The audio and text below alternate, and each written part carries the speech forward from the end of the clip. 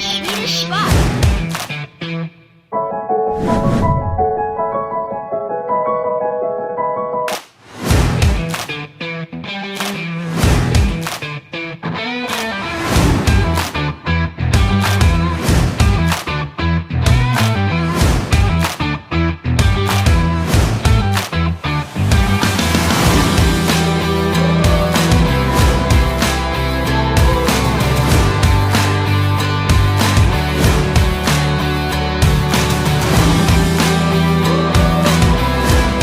10 years already, and he's been doing really good.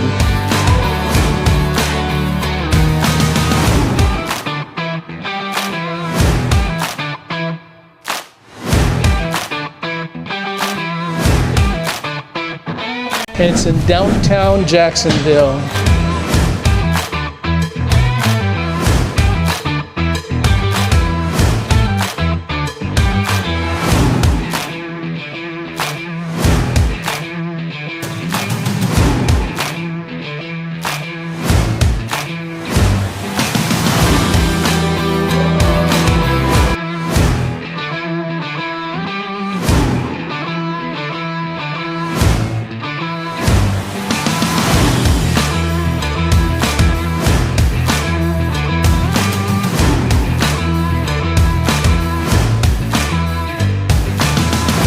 I always like to start off here though, first talking about the history of the company, the history of the building before we start walking around.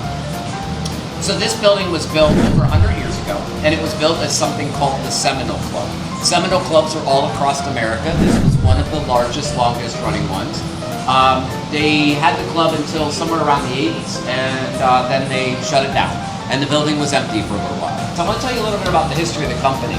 There's a lady in Jacksonville, and her name's Phyllis. She started up a company called Peterbrook Chocolatiers. If you're not familiar with Peterbrook, their claim to fame was chocolate-covered popcorn. They weren't the first to do it, but they did it very well. Well, she happened to have two kids, Pete and Brooke, and Pete is our Pete. So he started working with his mom when he was just 11 years old, worked his way all the way up through the company, becoming president of the company, doing about everything he could with chocolate, and decided he wanted to do more. So he and his wife Allison opened up a small little shop over in Springfield, about a mile from here. They named it Sweet Pete's because he had gained the nickname Sweet Pete from working with candy all his life. And let's just say they struggled with a business partner that they had. So they called him to show the profit. If you haven't seen The Profit, it aired right after Shark Tank on CNBC. And it's where Marcus Lemonis went around and helped small businesses with his millions of dollars. By the way, if you're curious as to what Pete looks like, that's actually a picture of Pete up on the wall. He's the one on the left. He's actually pulling candy in our candy kitchen, which we're about to go look at in just a moment here. So all the candies down the center of this room, these are all candies that we make right here in-house. Also the ones over on the shelves and the hooks in the corner, those are also candies we make right here in-house. And then in the line of cases in front of me, the two cases that are furthest away, those are all candies that are made in our candy kitchen, which means there is no gluten in those candies. We do not allow gluten in our candy kitchen. Technically, we can't say it's gluten-free because there's gluten in the building, therefore it's in the air, but it's about as close to gluten-free as you can get without being technically gluten-free. If you are looking for something that might have gluten in it, that would be in this case right here. This has got our nut butters, graham crackers, pretzel rods, things like that. Those are all dipped in a different location in our store, so that chocolate will never go to the candy kitchen, so we don't cross-contaminate that way. And then we have one of a handful of candies that Pete himself is the only one that makes, our fudge, also made, by the way, in our big candy kitchen. And speaking of candies that Pete himself is the only one that makes, out there, when you were checking in at the register, you might have noticed behind you is a big white display with a lot of lollipops on it. Those are pulled by Pete himself. That's actually what he's pulling in the picture up there. I should say he has trained one other guy to help him, and occasionally he does help by pulling the candy, but odds are, if you buy a lollipop from out there, it was probably pulled by Pete himself. And by the way, if you haven't checked out our sodas yet, I highly recommend it. We have black olive soda, enchilada soda, grass, dirt, buffalo pink sauce, ranch dressing. It's a pretty crazy one. We also have some regular flavored ones, some old-fashioned ones too. So not just ice cream and sodas, but also a food bar and of course food. Choco, choco, yum, yum, yay. We're in the chocolate world today. See down in there. Taste them, everyone. So we do have a bit of help. We have these two machines machines right here, and each one of these machines can hold 450 pounds of chocolate when full. This machine and this machine can each hold 50 pounds of chocolate, which means it's a tap. If all 4 machines were filled, we could have 1,000 pounds of chocolate ready to use at any time. Now this machine does have hard dark chocolate. Now these machines over here are slightly different. They have a wheel that spins around. That's causing the agitation of the stirring effect. And then a heating element underneath the base of the chocolate is going to keep it at the right temperature. So when we are ready to use chocolate, we can take it out, pour it to a bowl, smooth it out, add toppings on it, and somebody like Christopher here can make some very special chocolate bars for some very special people. That would be you guys, by the way. But that's not all. We do all different kinds of things with our chocolate. We have other shapes and size molds that we can use. We can dip things into our chocolate. We can even pour chocolate on top of things. As an example, there is a popcorn machine right over there. We can make our own popcorn and pour chocolate on that popcorn. Or we can put caramel on that popcorn. Or we can put chocolate and caramel on that popcorn. By the way, speaking of caramel, our salt caramels are our best-selling candy by far. If you didn't get a sample at the first floor register, make sure you grab one on your way out. We do offer samples of that caramel. They pour the caramel out onto the tray, sprinkle a little sea salt on it, and that's our sea salt caramels. And remember what this looks like? It's in a little while. I'm going to show you how we cut these, and then we wrap them. Or we can cut the pieces, bring the pieces back over here, and dip each individual piece into chocolate. Or we can take a big tray, pour a bunch of pecans on it, pour caramel over it, let it cool down, cut it into little square pieces, dip those pieces in the chocolate. You might be familiar with that as a turtle. We like to call that a pecan cluster. Or we can take an apple, dip an apple into the caramel, sprinkle a little sea salt on it, sea salt caramel apple. Or instead of putting the sea salt on, we let the apple and the caramel cool down, dip that into chocolate. We can add all sorts of toppings and things on top of that too. Or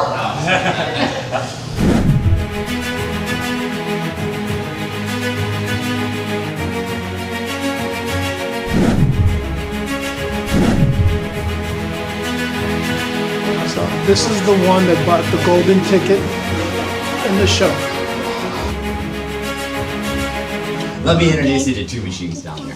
The tall red machine right in the middle of the room, that machine's name is Rosie. Rosie wraps things. To the left of Rosie down there is that white machine. That machine's name is Butch, and Butch cuts things. A little kid raised his hand and said, I know why they call him Butch, because he cuts things, and that's what a butcher does. Okay, so if you remember, I showed you that tray of caramel over there.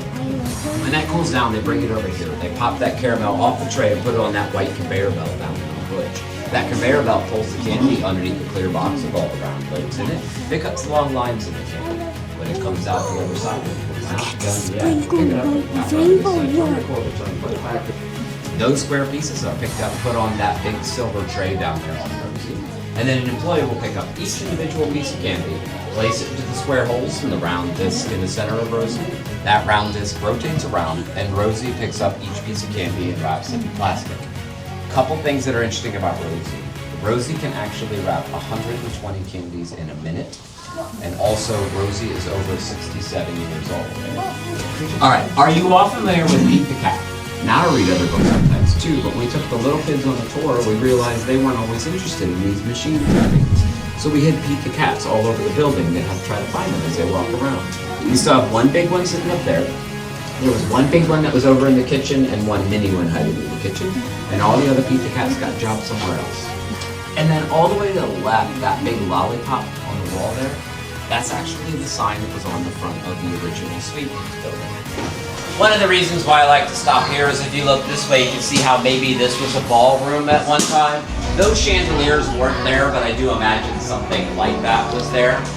At the end down there, there's a red display that has boxes in it. Those boxes are just $6. For as much candy as you can, as long as it's close, it's only $6. To me, that's the best deal in the house.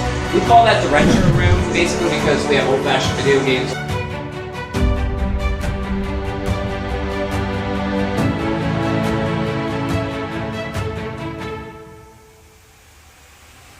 Yeah, absolutely. Okay, I just want to see what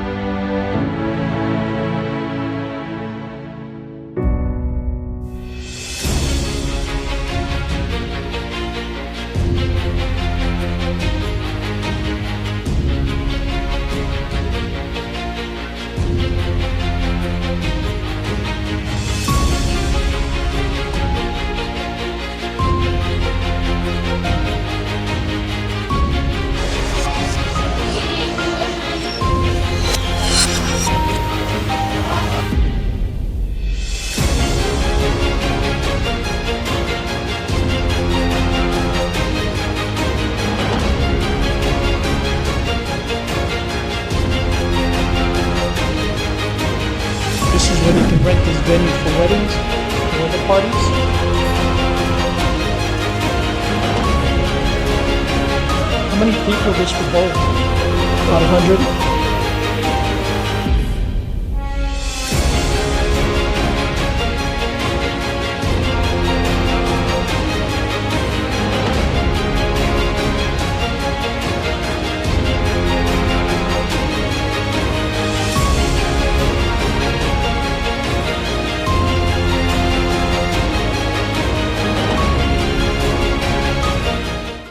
Got these chocolates made at Sweet Pete's. I am going to taste it just for you guys. And of course, I'm going to try mine because heavens forbid that I try Kimberly's, which, you know, looks pretty decent. But this one here, like I said, it is milk chocolate. I put pecans and craisins. That's all I put on there. It's very simple. Place is pretty cool, guys. You guys need to go and visit. The kids will have a good time, and for those that are kids at heart, also have a good time. What's nice is that they have venues that you can rent, at least 3 of them. Some big, some small, but I think you guys will like it. As you can see, it's got a whole bunch of pecans and cranberries, and it's milk chocolate. So we'll give it a taste test here.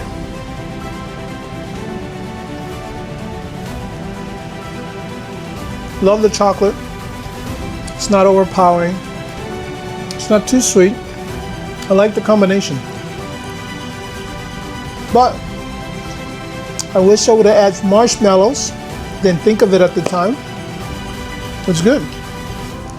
So just a brief rundown. If you're ever in Jacksonville, Florida, and you wanted to do something unique, different with the kids in downtown, which is kind of a little odd where it's at, because you're amongst all the government buildings and things like that. What's interesting, that parking is free on Sunday, just so you know. And it's not as busy as you would think. You know, the streets, we rarely saw cars going through. You can park right in front or just a block away. So there's plenty of parking on the street though. You will have a nice experience. Definitely a highlight. Take the tour. Get to see how they make it for you. I had no idea that they also have lunch. I saw some folks that had onion rings and some burritos and just different type of food that would be good to have lunch there too while you're at it. All sorts of drinks and even alcoholic drinks, which they have happy hour. I hope you guys liked this video. If you guys did, please give us a thumbs up. It tells us that we're in the right track, provide new content that you guys appreciate. And don't forget, in our channel we have plenty of other videos where we got some cool places to visit and also food that's mom and pop restaurants that you would not be disappointed. So show us your support by subscribing below, give us a thumbs up, and give us comments if you've been here to Sweet Pete's, and tell us what you thought of it, if you had the lunch or if you had the tour, or what kind of chocolates you've tried. So I appreciate it, and we'll see you in the next video.